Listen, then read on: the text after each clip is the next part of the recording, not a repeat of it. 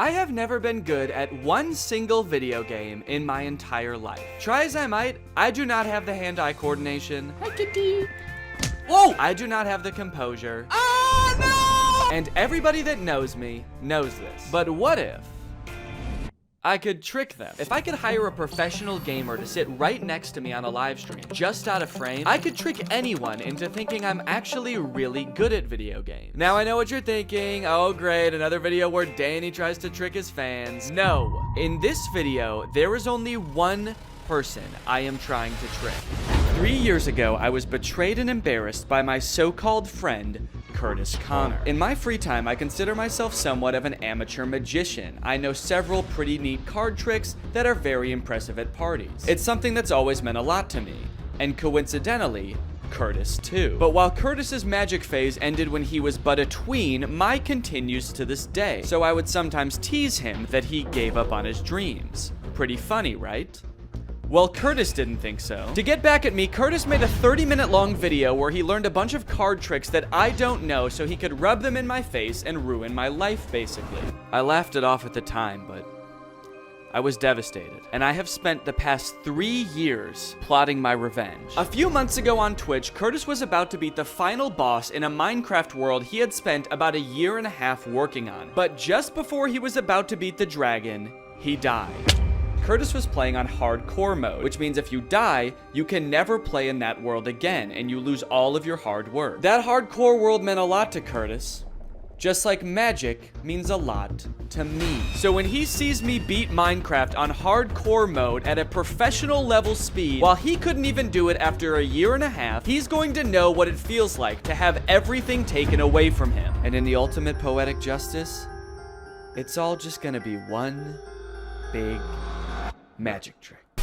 Now here's the issue. I can't just go live on YouTube one day and be like, hey guys, you know how last time anyone has ever seen me play Minecraft, I was literally terrible at it, I didn't know what I was doing, and I could barely win a one-on-one fight with a zombie? Well, today I'm gonna beat the entire game in 10 minutes. That wouldn't work, it would not be believable, and my entire audience already thinks I'm up to no good anyway. Every time I post any picture on Instagram, because I've done videos where I like trick my fans before, all the comments are like, something's up here. It'll be like just a picture of me running a half marathon, and people are like, nice try, Danny. We know what you're up to. And if Curtis sees any comments like that on my big speedrun live stream, that would obviously not be good. So what I have to do is plan a series of live streams where I pretend to be practicing speedrunning Minecraft, and that way it plants in people's heads, okay, he is practicing. He's probably getting better, even though I probably won't actually be getting better because that's not how my brain works. And then when they see me do that big fake speedrun live stream, they'll be none the wiser. So that's what I'm preparing to do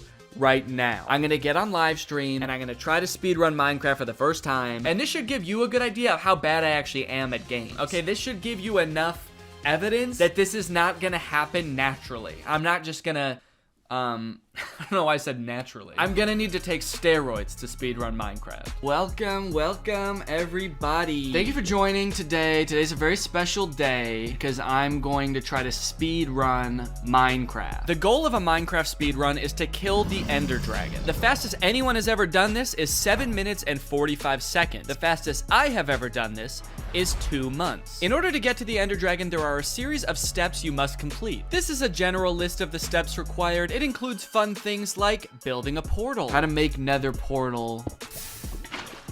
Oh, whoa! I think that was not supposed to happen. And traversing the nether to find resources. Whoa! The farthest I made it during this stream was this step, but I usually ended up right about here. Oh, okay. Real funny, dude. Can you point in the right place, please? Just point at the screen. No! I just finished my first practice stream, and I think it went pretty well, honestly. I played through a couple different worlds, and I died. I've seen people do this. Oh! What the fuck? Quite a few times I died, and it was actually genuinely disappointing every time I did. Oh! Oh! Oh! God damn it, dude! Why?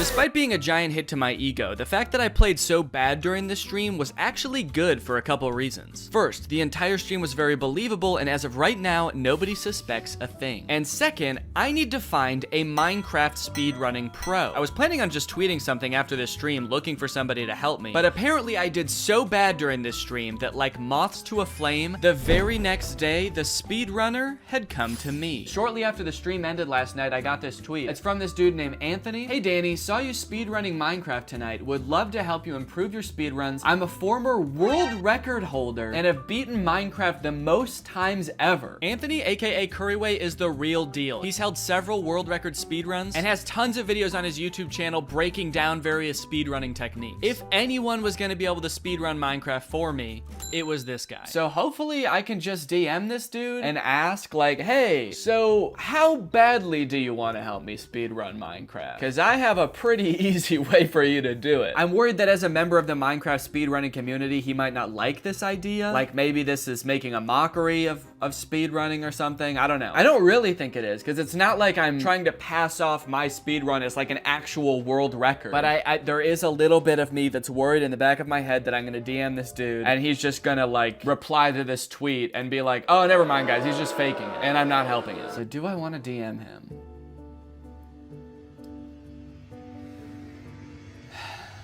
Yes, I do. So I started crafting a DM to tell him everything and invite him to my house to play Minecraft with me. Wait, should I ask him where he lives? Then I kind of decided that I was coming off a little bit too strong asking a stranger to come to my house to help me commit fraud, and I should probably just get to know this guy a little bit better first. You know what? Jesus, I just put so much thought into this. So I deleted all that and decided instead to invite him on stream to teach me how to speedrun Minecraft. Okay, yeah, this is good. We'll start off friendly, getting to know each other a little bit, and then once we're friends, then I can do the big reveal and be like, hey, so actually, we're gonna break the law together. You wanna commit fraud with me, Anthony? So on my next quote-unquote practice stream, I got Curryway to come on and give me some tips on how to pull off a successful speedrun. It was awesome. I learned some stuff. I cracked some jokes. So the shape you wanna look for is this L. It's 3 blocks. Common magma ravine L.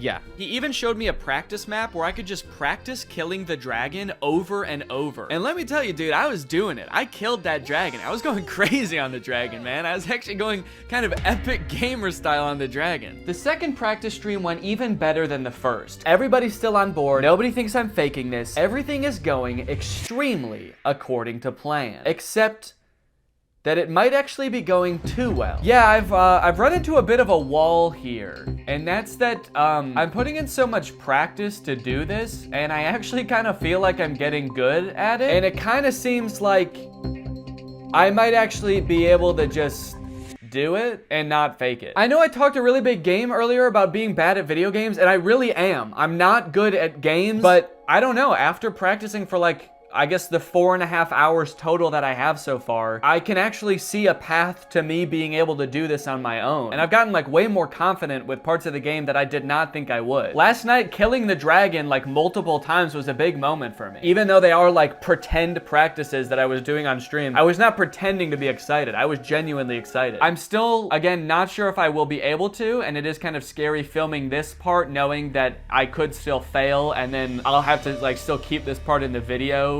but then just go back to plan A and fake it and feel like even more of a failure than I did at the start of this video. But fuck that, man. I got this. Time to practice. So for the next 30 days, I practiced speedrunning Minecraft every single day. I practiced alone, I practiced on stream, I practiced on a plane and in a hotel. And sure, I died a lot, but all that dying and grinding was worth it because, wait, why doesn't it look like I'm getting any better? Why am I still dying so much? Holy shit, did I not get any better? The problem with speedrunning is that when you're not fast, you are slow, and so when you die, instead of wasting like 5 minutes, you've wasted an hour. You've wasted an hour of your time carefully navigating the nether and all other aspects of the Minecraft world, and you're doing a really great job, and you're having fun, and you think you're gonna do it, and then you mine one wrong block, and you get killed by lava, and then you die, and you've wasted an hour of your life trying to beat a game made for children, and you didn't even do a very good job. It would be one thing if I was already really fast with it, so it only took like 10 minutes total to speedrun Minecraft. But I spent 45 minutes, an hour and a half, and then I died. Where is the man who invented Minecraft? Do you ever wonder why we don't see him out in public ever? Is it because he's ashamed of what he's created? Or is he hiding? Hiding from people like me.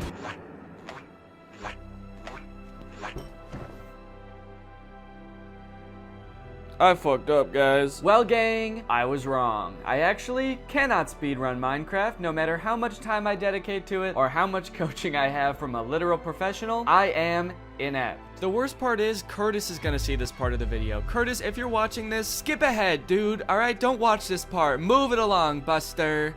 There's nothing to see here. So I have two options with what I could do now. I could either A, stop making this video and pretend like it never happened, hope people forget that I was ever trying to speedrun Minecraft, and deny it if they ever ask. You're crazy, I never tried to speedrun Minecraft. And then option number two, I could just try to do the fake speed run now, which is what I'm going to do. But that means now I have to send a DM to Curryway and ask him if he'll do this for me, which I actually am pretty worried that he's not gonna want to, because as someone who does this like professionally as his job, is he gonna want to like help somebody fake it? I mean, he seems like a nice enough guy though. I think at the very least he would understand I'm just trying to do a little goof, right? The guy understands jokes, right? I guess we'll see. Okay, I'm gonna draft my message. Please ignore the fact that he's been giving me advice all this time. Really good advice that I've been trying to follow and still gonna do it. I guess I have to sort of admit that I was deceiving him earlier, and that when I did my first stream with him, I actually didn't intend on ever speedrunning Minecraft. Okay, all right.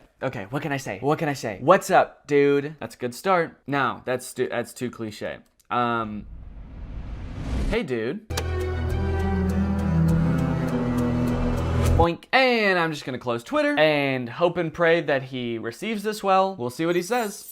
Okay, guys, he responded. I haven't opened the message yet, but from the preview of the message, it looks like he's down. Because I can see it says in the preview of the message, it says, I'm 100% down. So let's go, dude. Let me open up the message. Dude, that sounds crazy. It does, because I'm fucking insane. I'm 100% down. Happy to film some stuff on my end as well for you. When were you thinking? Yes, dude, let's go. The plan is a go. I will respond in a calm way so as to not frighten him. Yes! So we coordinated plans, I booked his flight, and now the only thing left to do is wait for the big day. And the best part is now, I don't even have to practice. I can just go back to doing all the fun things that I used to do before I ever started this video. Like this. Oh man, that looks fun. Okay, it's time. With just 2 hours before the big stream, there was still a lot of preparation that needed to be done. We planned on streaming for about 2 hours. The first hour, I would be controlling the game, and when I was ready to be done, I would say the code word, dang nabbit, which would be our cue for me to secretly turn off my mouse and keyboard so Curryway could take control. One of the big challenges during practice was remembering that I was supposed to look like I was controlling the game. I think just sit like that for the stream. Yeah, I have this new stream. Using only my mind. But by far the most difficult thing that we had to get perfect was making Curryway, a professional Minecraft speedrunner, play like somebody who does not know how to speedrun Minecraft. Now, if you see a ship, you have to make it very clear with where you're looking that you see a ship, because I see that one. Okay, yeah, I had no idea. As we were practicing, he kept doing things that I would never in a million years be able to do. Ah! For the record, I would not have done that. You wouldn't have shot back to the gas? I probably would have tried to hide in some kind of hole. So for about an hour, Curryway just watched me play and took notes on all of the things I do wrong so that he could also do those things wrong. I have never experienced pressure quite like a professional speedrunner watching me try to speedrun. Would you actually break those blocks? Like, yeah, I might. Yeah. Okay. What if, like, playing like me makes you suck so bad that you're never the same Minecraft player again? You know what? It's the risk we're willing to take for content. You guys are gonna have to practice not reacting like that. Whoa! My chat just hears from off screen. Oh! Sorry guys, there's a ghost in my house. It would be so embarrassing to do this live and for something to fuck up horribly. I'd probably just end the stream. Oh god, yeah, knock on wood right now. Let's do this. Do it. Let's do this. It's gonna be hype, man. Okay. Pretend like I'm not nervous. Okay. Press to go live. Maybe it's only obvious to me because I know how I was feeling in this moment, but my voice was so shaky and nervous for the entire stream. All right, everybody, what's going on? Welcome to the stream. This is actually kind of embarrassing to watch back how nervous I was. I've been doing a lot of practicing off stream, and honestly, it's been like a lot easier, which is why I haven't streamed in a while. Because it's really hard to, I kept losing my train of thought and pausing to breathe. A lot of the time, maybe it was because I was worried about failing in front of thousands of people, or maybe it was because I could feel Curryway judging me from across the room every time I fucked up. But aside from that, the first half of the stream went off without a hitch, and before I knew it, it was time to make the switch. Dang nabbit, dude. And just like that, the professional was in control. And after resetting the world a few times, he found the perfect seed. Oh, dude, we got a monument in the distance right there. Do you guys see that? Ooh, that's a good looking boat, baby boy. Oh, yes. And for about 15 minutes, things were going great until in the nether, Curryway realized he made a crucial error.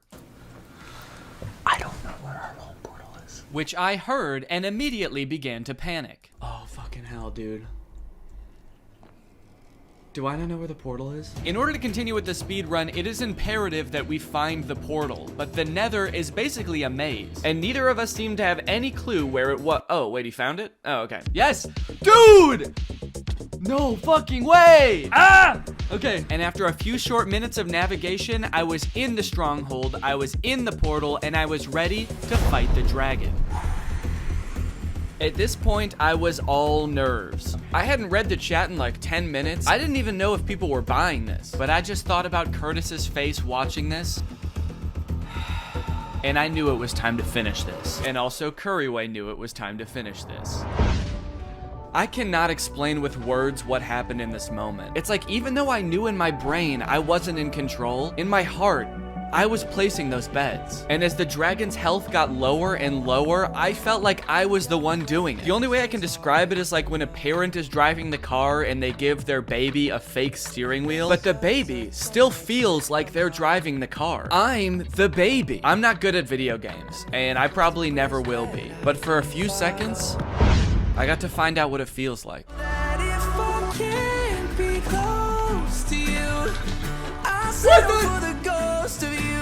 Dude, what? What the fuck?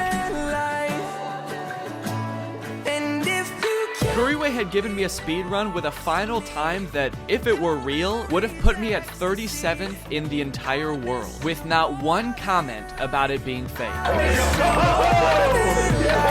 But thanks, there's always tomorrow. Curtis. Danny. You're probably wondering why I've asked you here today. Yes, I am. You told me not to even ask you what this was about. Yes, I did, didn't I? You're being actually kind of being a little mean about this whole thing, but... Not mean. Okay, I guess you weren't. Yeah, I guess I'm wrong. Playfully assertive, I would say. Sure, I'll go with that too. So do you have any idea what this might be about? I mean, I feel like the last time this happened, I was surprising you with magic tricks. Like the last time we had a surprise Zoom. Okay, that's an interesting guess. You asshole. Well, really, I just wanted to do this because I had one question for you. How's your hardcore world going in Minecraft? Just kind of curious. I know it meant a lot to you, and I just was wondering, like, how's it going? Okay, so you are being mean. No.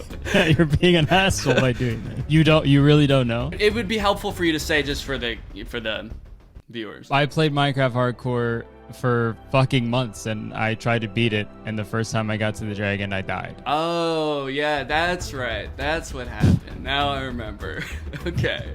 Yeah. Wait, so you spent like a year and a half on that world, and you didn't beat the Ender Dragon? The game isn't about that. I tried to beat it, and the first time I got to the dragon, I died. It's just kind of crazy because I don't know if you saw, but a couple days ago, I started a Minecraft hardcore world, and I beat it in 30 minutes. Impossible. Did you see that at all? I might have seen that. I don't know if that was you doing that. Okay, first off, mean. Okay. You do know I'm like really bad at video games, right? And I did it in 30 minutes? Okay. I don't know what I don't know what this is about, man. You don't know what this is about? No. Don't be so coy. Do you remember that I texted you the night that you died in your hardcore world? I do remember that. I forget what you said, but oh wait, you were watching, right? Yes, I was watching that night. I texted you, and I want you to look back at the conversation. I have a screenshot of it, so I'll send it to you. So go ahead and read that to the audience. I have to go get something real quick, but just read that to the camera. Okay, so Danny says no, and then I say I'm gonna kill myself. Danny says I looked away for half a second and looked back, and you were dead. That fucking sucks, dude. And then I said, man, I hate that fucking game. And then Danny said, hey man, it's all good. I don't think anyone saw. I think everyone else was looking away too. And I said, okay, thank God. At least I get to play a different game now. And then Danny said, oh nice, you're just gonna give up. Give up on your dreams, Curtis? Now I actually am gonna kill myself. Don't act like you didn't know this was coming. Oh no. Don't act like you could just get away with... Was I shirtless under the shirt? I don't think I was. Are you wearing pants even? Not important. Damn it. So Curtis, let me remind you of something. Stop sitting like that. Okay, Stop. sorry. You're right. 3 years ago, you posted a video basically humiliating me in front of millions of people. You took one of my greatest passions, magic, and you turned it against me. Well, wait, what is it? Oh, I have it all scripted out. What was I gonna say here? Wait, what was I gonna say? That sort of ruined my sort of villain-esque demeanor. Oh, yeah. Pretend I didn't say that. What was my catchphrase again? Magic was something that we really bonded over, I feel, and you took it and you turned it against me. So, Curtis, do you know what I did? You hired someone to train you to be really good at Minecraft, and you beat it in a half hour. No. Okay. Curtis, I did a little bit of sleight of hand myself. I did not... Was I right? It wasn't even you. You fucking asshole. No, Curtis, I did not speedrun Minecraft. I hired a former world record holding speedrunner to come to my house. You had them come to your house? And I had him speedrun Minecraft for me. I can't believe this. So this was all for the magic tricks that I did, which you started, by the way. I only did that because you were making fun of me, saying that I gave up on my dream. I don't know. At the end of the day, I'd pretty much consider us even now. Well, what if I told you I was under the desk, under his desk the whole time, sucking his dick? I guess I don't know what I would think about that. I'd just be confused, I guess. Gotcha. All right, Dan. I think we're even. Is that the hat behind you that you... Yeah, it looks like I'm wearing it right now, kind of. Maybe the best way to end this is just by saying, hey, we're both pretty good magicians. It's not a competition. Maybe we both crossed a few lines, but at the end of the day, there's room for two magicians. All right, I tip my cap. I tip my cap to you as well. A sign of respect amongst magicians.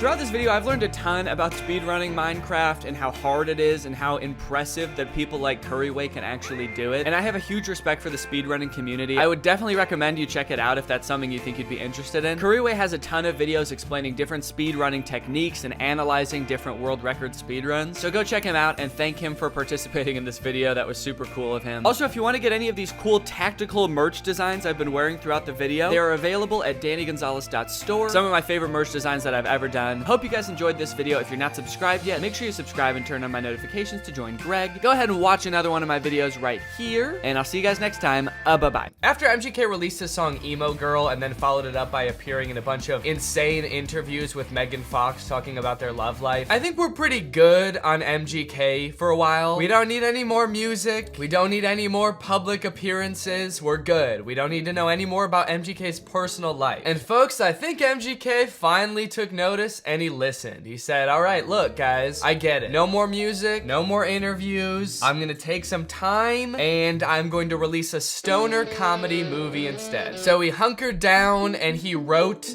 and directed this movie, Good Morning, which currently has a 0% on Rotten Tomatoes. We got a good thing going here. 2 movies in a row with 0% on Rotten Tomatoes. What's the opposite of a Renaissance man? You know how people, when people can like act and sing and direct, like Donald Glover, people call him a Renaissance man. MGK is like a Dark Ages man. MGK is a medieval man. Also, sorry if I sound sick.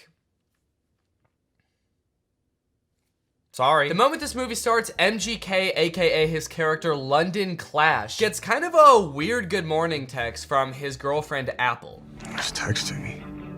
Oh, it's Apple. The text say, I wish I didn't have to do this through text, and then good morning, but she spells morning with a U. Now you might think that this would make London a little bit confused, but then realize, oh, it's just a typo. And you'd be right. He does have both of those thoughts. The problem with this movie is that the entire movie takes place between those two things happening. This entire movie is about MGK being confused about what those texts meant. Before he gets too concerned, he has to Google what morning with a U means. He's like, my fans are probably young enough that both of their grandparents are still alive. I should probably explain what morning is. Well, today should be interesting. Yeah, they let you know right away that this movie was written by a millennial. Well, today's gonna be kind of weird. MGK wrote the entire movie like this. So this just happened. Yeah, so the conflict at the beginning of this movie is that London thinks that Apple is breaking up with him. That text was a breakup text. Sorry to have to do this through text.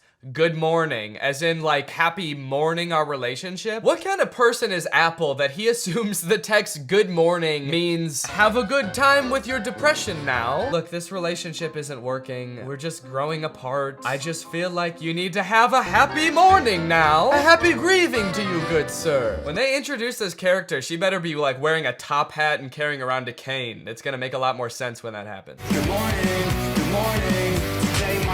Today might suck, guys. I'm adulting today. All right, guys, it's time to attend the MGK School of Acting. You're about to step into an ice-cold shower. How do you react when the water hits your body? Shiver! Grab your arms to make yourself warm. Okay, those are good answers. Let's ask Professor Gun Kelly. Ooh, sorry, you guys all get Fs. Your punishment? You have to look at MGK's ass. That is just horrendous. I never wanted to see that. You know why it sucks when you're going through it with your partner? You're not going through it with your partner. She sent you one understandable typo, dude. Everything's fine. You're fine. Yo, does this look like a breakup text to you, or am I tripping? Yes. Yeah, dude, take it from the weirdest looking man you've ever seen who falls asleep in his cereal mid-conversation. That's a breakup text. I don't mean to shame this man's appearance. I think Cody Ko looks great here. This is Cody Ko if TMG made hyperpop music. This man has never sent a normal text in his life. I'm surprised he wasn't like, no, that's about as incoherent and cryptic as I usually am in my text. You're probably fine.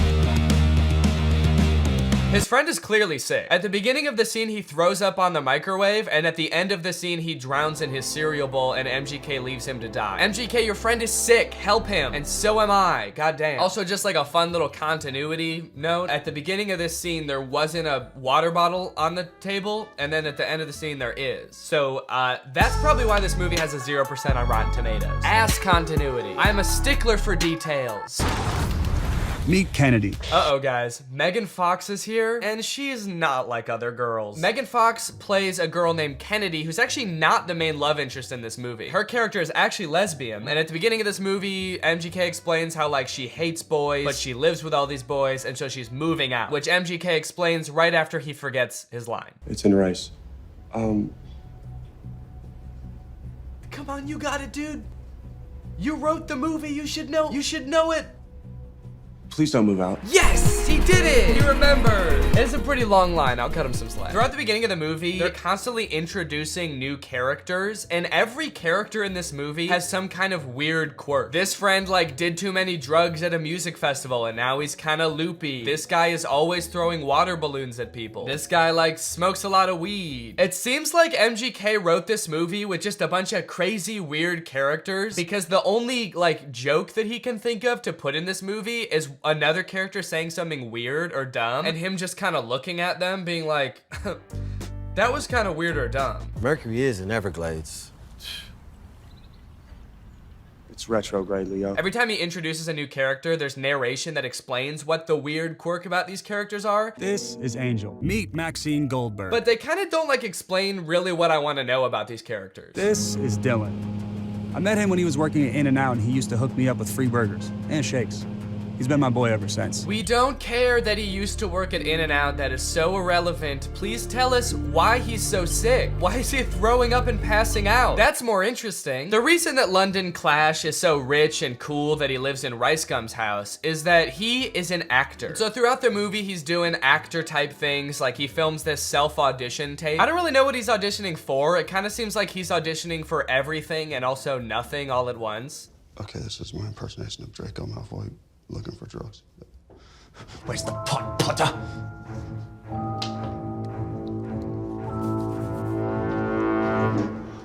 I don't like Draco very much. Honestly, this scene is pretty sad. I felt bad watching it. They don't explain what he's supposed to be auditioning for in this self-tape, but whatever it is, Jake Novak has a better chance of getting the role. I want to be the next SNL cast member. Now here's where the movie prevents the second conflict. That's right, this movie has two conflicts. The first is he gets that text with the typo, but the second is that today he has the biggest audition of his career. And no, it wasn't that self-tape audition. I guess they just kind of threw that in for goofs. He's auditioning to be the next Batman. I'm still waiting to hear from my agent about this Batman role. So, throughout the movie, London is faced with two equally important problems. The first, he has to prepare for the most life-changing, career-making audition of his life. And the second is that he's having a little bit of trouble getting a hold of his girlfriend. The stakes can't get much higher than this, folks. But Danny, can't he just prepare for the audition and then try to get a hold of his girlfriend later that day or tomorrow at the latest? No! They could be dead tomorrow, especially that one guy. He could die any second. They have to do both of them today. This movie kind of feels like a Lele Pons YouTube skit from like 2017, but instead of like 10 minutes long, it's an hour and a half long. From the sound effects to the uncomfortable silence between every spoken line in this movie. Why would you give me goat milk? I watched an interview, you said you like goat milk. I can't tell if they're using the awkward silence for like comedic effect to like really hammer home that like, these guys are kind of weird. Or if the silence is more just because nobody knows their lines very well. There's another option that they added in all these pauses in the movie because we're supposed to be laughing at the things that they're saying in the movie. So they added in nice little pauses for us to laugh. She left with a dude? A buff dude. And they had bags. And yes, they left together. In fact, it kind of feels like, have you ever seen people who have edited The Big Bang Theory so that it doesn't have the laugh track to show how like bad all of the jokes are? Who are you? Oh, I'm Denise, the new assistant manager. That's kind of what this movie feels like. Are your eyes all watery? Because I'm high.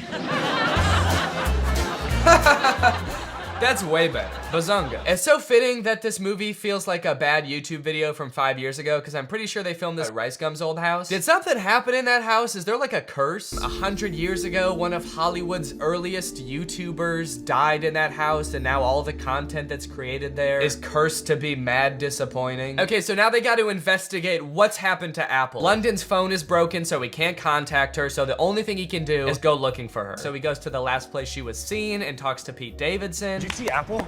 Yeah, she was just here like 2 minutes ago. Did she say where she was going? You know what? She did. She actually... No, are you fucking crazy? You guys never talk to me. I mean, the only reason you know my name is because it's on my name tag. Right there. B-E-R-R-Y. Barry. Pete Davidson feels like he's not really invested in this movie at all. He breaks the fourth wall a little bit too much in this movie. He reads his name tag like he's making fun of the fact that it doesn't say Pete Davidson. He's like, Barry?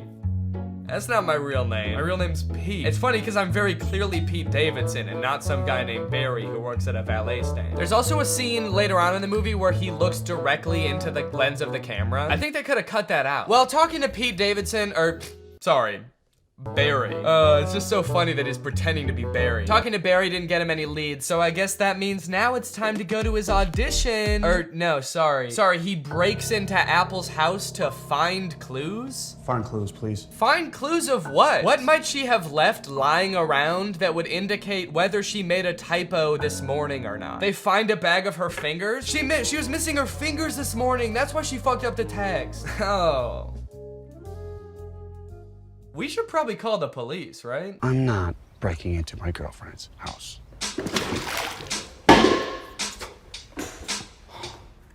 can't believe I'm breaking into my girlfriend's house. Me neither, dude. Your life is pretty crazy. London Clash is so dumb. He makes the worst decisions at every move in this movie, okay? While they're in Apple's house, one of London's friends knocks over every single urn on the mantle and ashes go everywhere. And so they're like, oh shit, we have to put back the urns and then refill the ashes. But they're like, the only problem is, where are we supposed to find ashes? Where are we gonna find enough ashes to fill up these urns? But like, they didn't lose the ashes. They all just fell on the floor. They could just sweep them up and put them back in urns. It's like MGK was like constantly forgetting what previously happened in movies. And so the plot is being driven forward by things that just aren't problems. So anyway, as I said, this is a stoner comedy. You can probably guess the solution they think of to produce a bunch of ashes to fill back up the urns.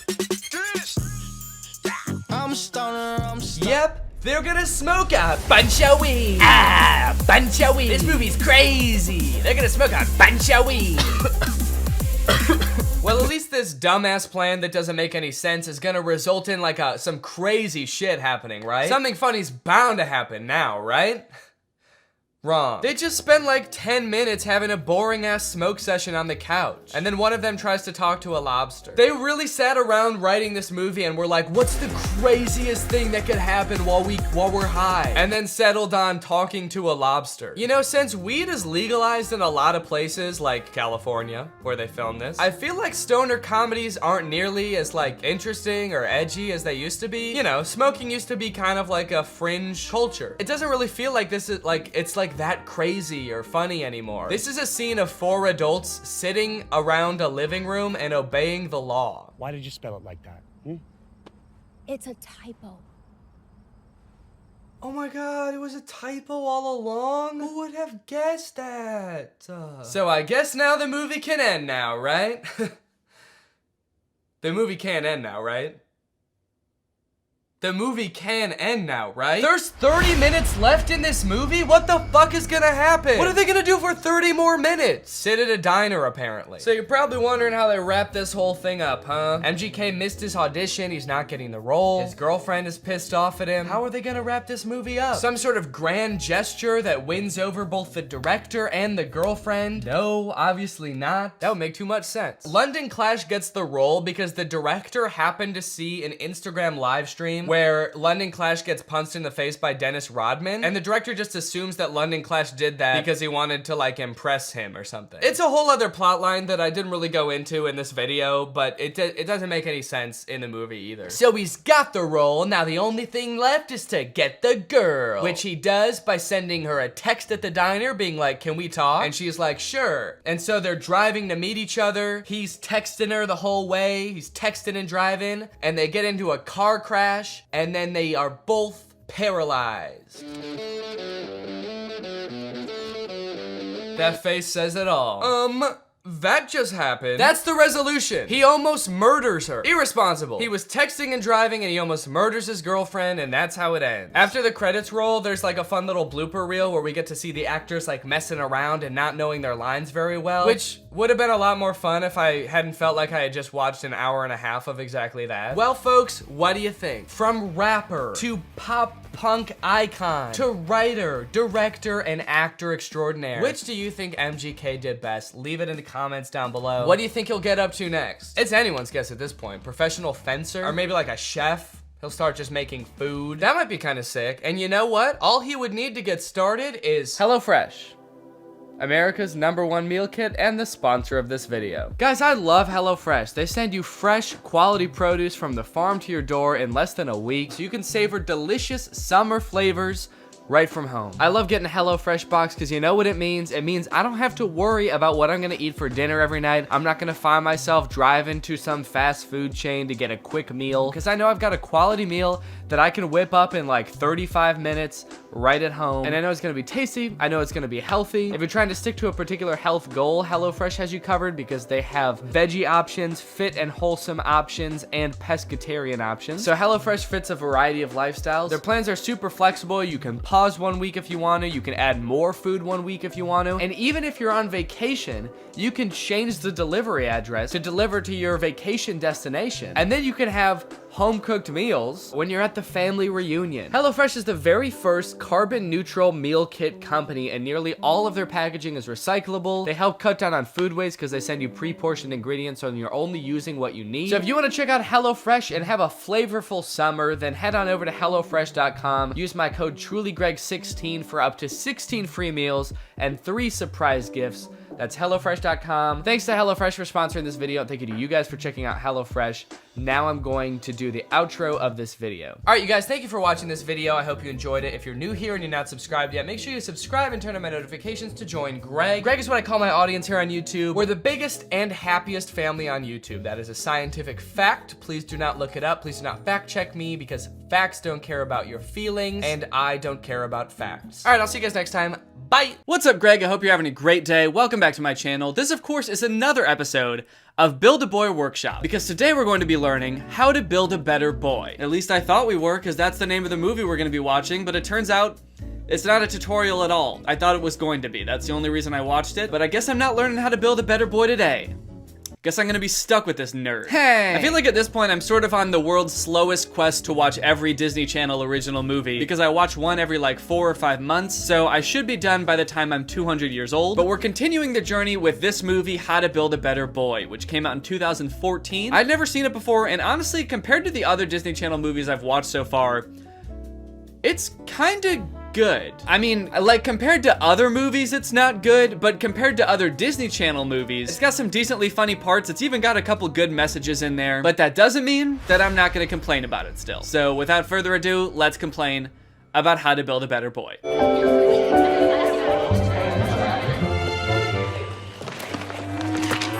We're done. In 10 minutes? 9, actually.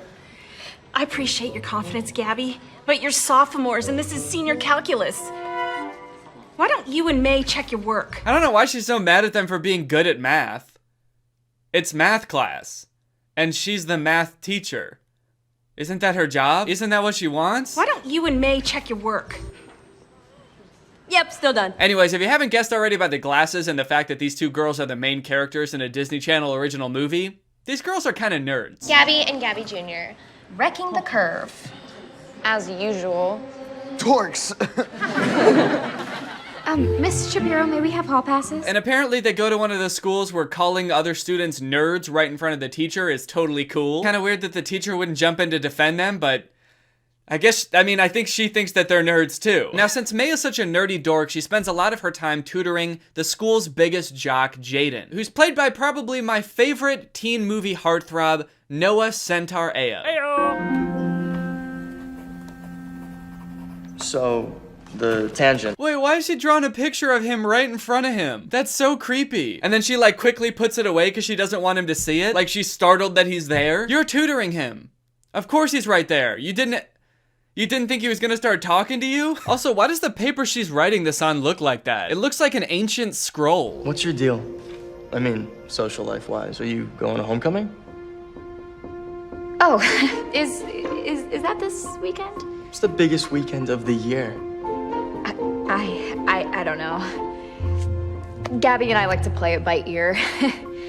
Us and all of our friends. Is it just me, or is this how like 90% of Disney Channel movies start? It's almost like when they sit down to write a Disney Channel original movie, they all already agree that there's going to be a socially outcast girl, and the popular boy doesn't even know she exists, and she has a crush on him, and everyone dresses like a Gap commercial. The only thing they actually have to figure out is where they're gonna take it from there. Maybe she'll start a radio show. Maybe she'll join the musical. Maybe she'll start a band. Maybe her bones are getting squishy. Maybe she'll build a better boy. I know this is gonna sound crazy. I feel like Jaden likes me.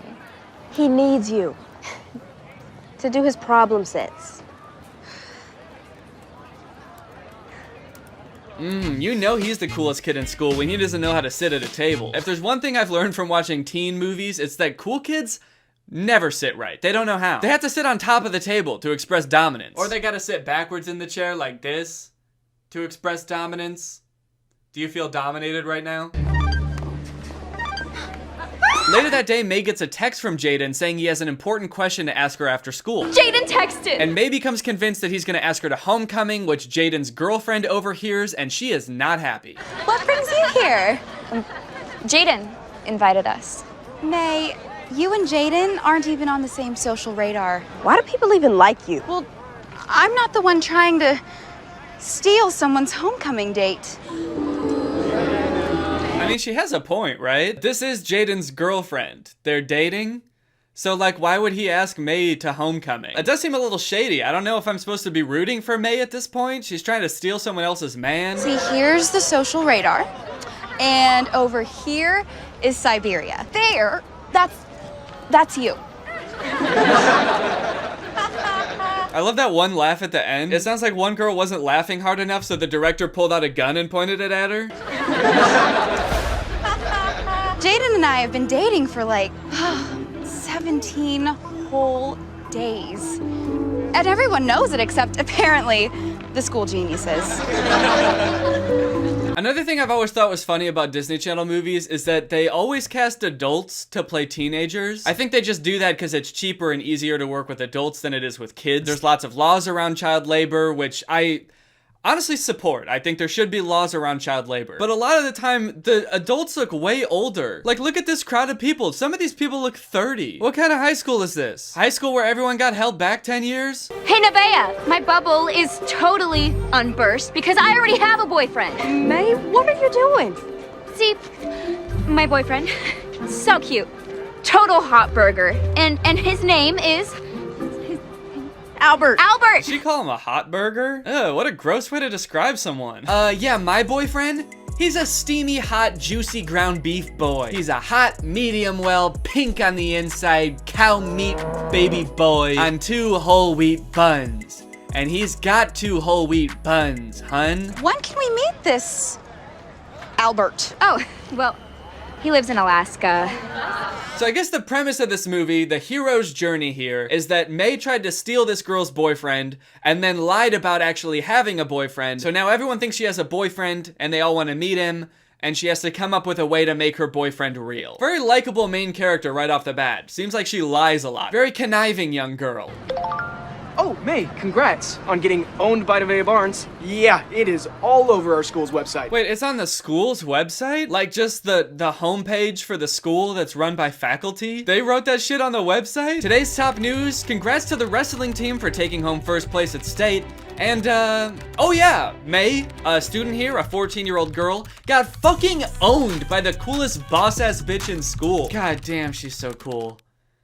But she doesn't even know I exist. Anyways, that's all for now. I have to go grade papers and feed my children because I'm an adult. Like, geez, who's in charge of the school's website? The math teacher? A fake boyfriend? How are we gonna pull that one off? Well, I'm not gonna create an online profile for some pretend boy. It's just creepy and lame. Yeah, an online profile for a fake boyfriend? That would be creepy and lame. So instead they hack into May's dad's computer because he's a game developer working on some advanced AI and use it to create a virtual interactive boyfriend that they can use to fool the entire school. Why don't we invent a better one? What? What if we make you a boyfriend? An interactive virtual boy? So, you want to hack into my dad's secure network and build me some high-def boyfriend? Phew! Dodged a bullet there, dude. I thought you were gonna do something creepy and lame. The twist, however, is that May's dad doesn't actually work for a game development company. He works for the US military. And the AI he's been developing isn't just for a video game character, it's for a robotic super soldier boy. Super soldier boy? Super soldier boy. With this software, Albert could be totally virtual. He could text, call, and video chat all on his own. He'll be better than 3D.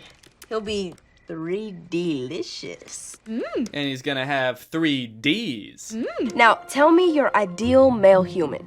Well, he'd be tall, with brown hair. No, blonde, with blue eyes. Meowsers. Blonde hair and blue eyes. Meowsers. Whoa, slow your roll there, May. You're getting a little too kinky. As they're putting in all this information about May's perfect boy, Gabby is entering it into the system, and every time she enters a new quality or some characteristic, the machine that's building the boy shoves like a vial of liquid into the robot's head, which... well, I don't really think that's how robots work in the first place. Like, I don't think programmers just put liquid into the robot. Like, this is brave juice. He needs to be brave. Brave. But I understand that they're just trying to show visually that what they're doing to the robot is having some effect on him. But what doesn't make sense though is that while May starts by giving characteristics like brave and sensitive that are pretty common characteristics, and the robot is shoving the brave vial and the sensitive vial in the robot's head, she starts getting a lot more specific. I'd want him to notice the little things. With just one look, he would know exactly how I feel. I guess that's the knowing exactly how you feel with one look vial of liquid that the military designed. It's just like, how many vials do they have? How many juices did they develop for this robot? Going to homecoming with him wouldn't be awkward or scary like it would be with other boys. And when he walks into the dance holding my hand, it's just perfect. And everyone will be watching. And when we kiss, it'll be the perfect kiss. So it's unclear why the system has started overloading. I guess they inputted too much information for the poor robot. Maybe it's too much for one soldier boy to handle. System overload, cuteness factor off the charts. He's too fucking hunky. Okay, there goes the robot into the human juice that makes the human. And then here he comes out of his skin bath, the most perfect boy to ever exist. And he gets up, he runs down the stairs, butt-ass naked, really fast, and right out the door. And he's gone. Damn, he's really fast. I guess he's in a hurry to accomplish his mission. Gotta smooch my girlfriend. Oh, May! Your new boyfriend just added me. Talk about gorgy McGorgeous. Whew. What? Who created this page? I didn't. He's already connected to half the school. That's kind of a weird first move for the robot to make, right? His mission is to make it very clear to the whole school that he's May's boyfriend, and he's supposed to take May to homecoming and kiss her. That's his whole mission. And his first move is to friend request the most popular girl in school on social media. Who created this page? Also, the picture that he used for his profile picture, he's shirtless. Okay, so I have to make it super clear to everyone at school that I'm May's boyfriend. Step 1. And send to everyone except May. Admit it! You created a fake boyfriend profile. No, we didn't. Oh, yeah? Prove me wrong.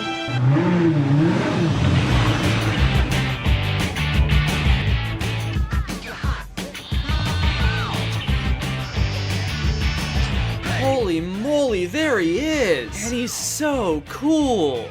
Look at those pockets! And just like all the other teens in this movie, he's a grown-ass man. I actually looked it up, and at the time of filming this movie, the dude who plays Albert was 25 years old. So not even close to high school age. He could have been out of high school for 7 years before filming this movie. So I guess we do have the answer to how to build a better boy. It's just get a man. Get a fully grown man. All the boys in my school are such jerks. I wish I had a better boy. A boy like Bruce Willis. There you are. What are you doing here? My dad got transferred from DC. So, let me just get this straight. You and May are dating? No. It's more than dating. Okay, if this happened to you in real life, wouldn't you be like terrified? There you are. You design what you think is basically just like a video game character on your dad's computer, and then the next day some guy who looks exactly like him shows up to your school and he's like, "Hey May, it's me, your boyfriend. I've come to life. I'm a real boy now, May. And my mission is to smooch ya." He's just staring at you with his cold robot eyes. Vials of liquid are clanking around in his head. Because if that happened to me, I'm pretty sure I'd shit my pants. There's lots of dark undertones about him being a robot that kind of creep me out in this movie. Like, first off, where did he get the car and his clothes? Because he was naked when he came out of the skin bath. He didn't have anything. Where did he get all this stuff? Did he hurt someone? But the girls just sort of go along with it, and they're like, well, okay. I guess this is May's boyfriend now. I'm not leaving here until my mission's accomplished. I'm going to kiss May at homecoming.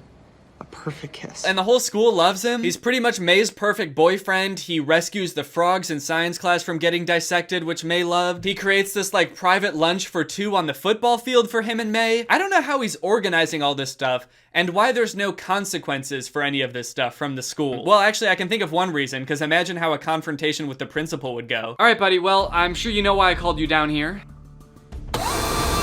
You disrupted class on several occasions, you threw a football at a fellow classmate so hard you gave him internal bleeding, and you crushed a bully's skull between your bare hands. So, unfortunately, I am going to have to suspend you. Negative. If I'm suspended, I can't go to homecoming. My mission is to mac on my girlfriend at the dance. Oh God, what? You will not stand in my way. Oh, fuck, my spleen! Take off your clothes. What? I don't have any clothes. I need a suit for the dance. Take off your clothes, bitch. Okay, I'm doing it, Bitch. Mean robot. All right, well now it's time for Albert to ask May to the dance. How do you think he's gonna do it? A big sign? Maybe writing her name in roses? Nope. It's been said and done. Every beautiful thought's been already sung. I love you like a love song, baby. Yeah, I was not expecting an acoustic cover of a Selena Gomez song to be in this movie, but this movie's full of twists. Sir, the situation has escalated. We now have reason to believe that Black Sigma is after the X-17. Black Sigma? What is that, a heavy metal band? They're international arms dealers. So the whole movie, the military is trying to get this robot back because he's their property. They designed him. But now apparently there's an international crime organization, Black Sigma, who's also trying to get their hands on Albert. Uh-oh. I hope they don't catch him. An international crime organization? That sounds pretty scary for Albert. Oh, so he's just gonna kill him. And he's dead. Okay, well, I guess he's fine. Alaska! Shoot up! Nipples! So Black Sigma uses this machine that like powers him down for a second, which apparently causes him to forget his mission, and he just like zooms off to go do his default mission, apparently, which is protecting the world from danger or something. He's just like fighting crime around the world. Albert's system was temporarily shut down last night by an electro-pulse device. He returned to his default mission, saving the free world from danger. He's forgotten all about his mission to kiss May, and I know what you're thinking. Thank God. But then the dance rolls around. May shows up to homecoming alone, obviously. But then somehow Albert shows up and just like goes to the dance with her. I'm sorry I'm late. Worried? I never had a doubt. Huh? Why is he there? I thought he was doing his default mission. He's not programmed to be doing this anymore. Why is he doing this? This robot is like going rogue to take this girl to homecoming and smooch her. He's like, look, I know this isn't my mission anymore. I'm just doing this one for me. I'll be damned if I get cheated out of my homecoming smooch. Then May wins homecoming queen, and of course, since it's a Disney Channel original movie, it has to have that scene at the end where the main character gets embarrassed in front of the whole school or a large group of people, and then the whole audience has to join in and cheer for her to show that they support her. So that happens.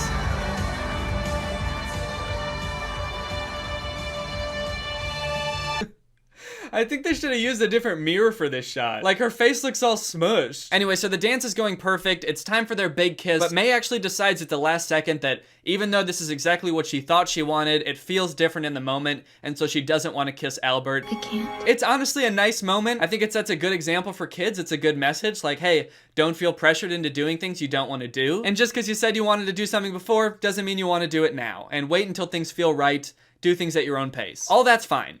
What happens next, however, is very confusing. So I didn't mention it before, but the military is at the homecoming dance trying to make the kiss happen so that Albert can forget about the kiss and just go back to being the military's property and doing what they want him to do, what they designed him to do. But when May decides she doesn't want the kiss after all, instead of going back to the military, this happens. Initiate self-destruct.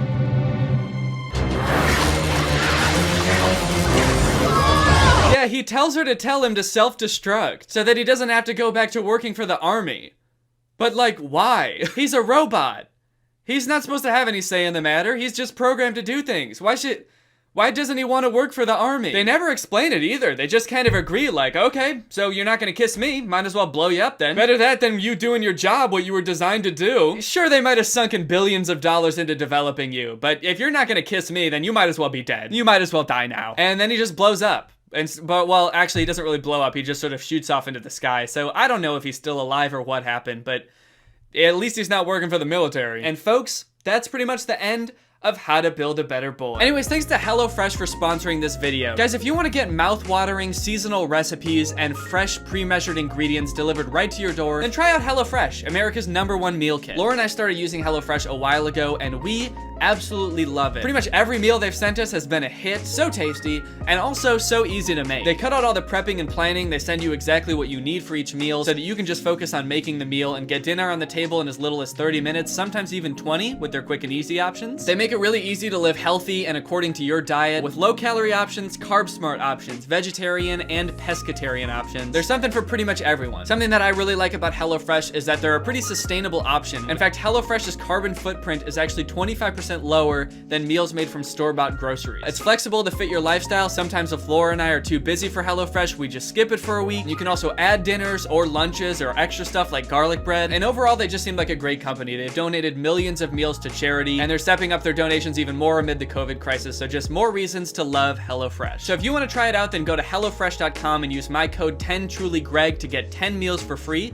plus free shipping. That's HelloFresh.com and code 10TrulyGreg to get 10 free meals plus free shipping. Thank you to HelloFresh for sponsoring this video, and thank you to you guys for checking out HelloFresh. All right, guys, well, that's the end of the video. If you liked it and you're not subscribed yet, make sure you subscribe and turn on my notifications to join Greg. Greg's not just like any other boy named Greg.